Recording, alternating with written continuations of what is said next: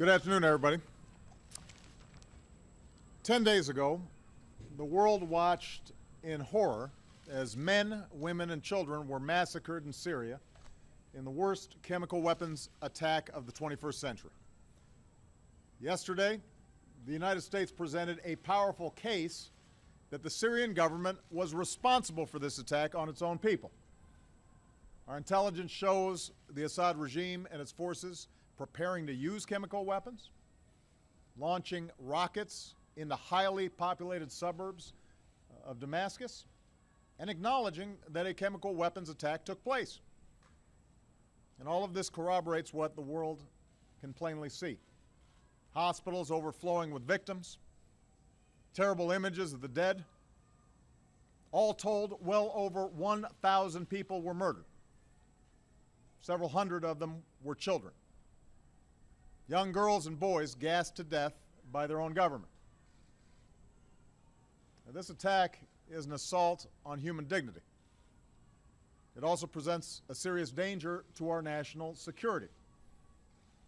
It risks making a mockery of the global prohibition on the use of chemical weapons.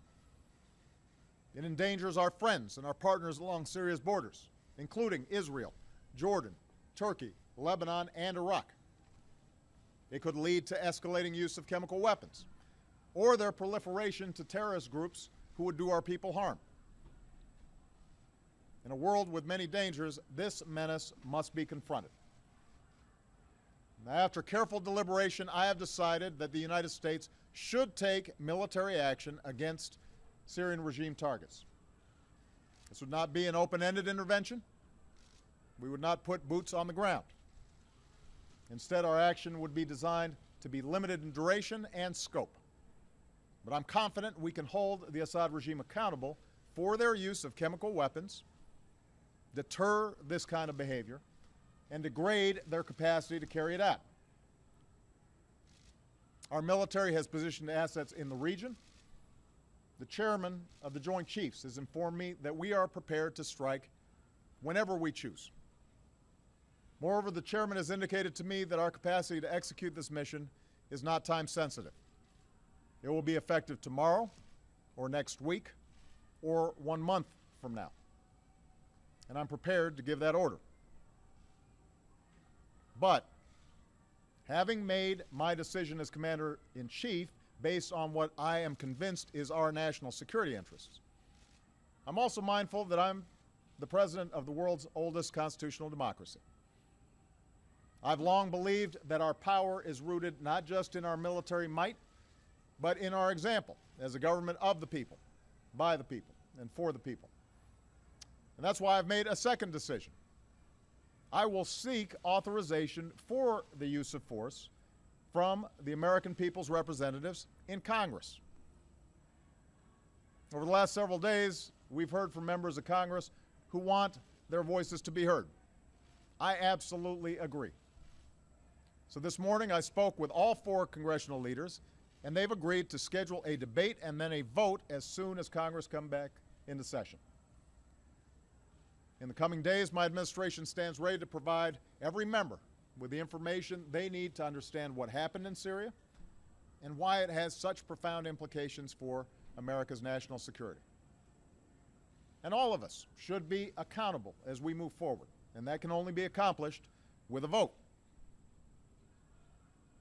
I'm confident in the case our government has made without waiting for UN inspectors. I'm comfortable going forward without the approval of a United Nations Security Council that so far has been completely paralyzed and unwilling to hold Assad accountable. As a consequence, many people have advised against taking this decision to Congress.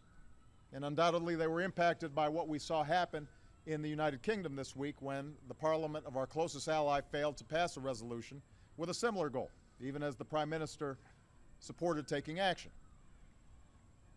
Yet while I believe I have the authority to carry out this military action without specific congressional authorization, I know that the country will be stronger if we take this course, and our actions will be even more effective. We should have this debate because the issues are too big for business as usual. And this morning, John Boehner, Harry Reid, Nancy Pelosi, and Mitch McConnell agreed that this is the right thing to do for our democracy. A country faces few decisions as grave as using military force, even when that force is limited. I respect the views of those who call for caution, particularly as our country emerges from a time of war that I was elected in part to end. But if we really do want to turn away from taking appropriate action in the face of such an unspeakable outrage, then we must acknowledge the costs of doing nothing. Here's my question for every member of Congress and every member of the global community. What message will we send if a dictator can gas hundreds of children to death in plain sight and pay no price? What's the purpose of the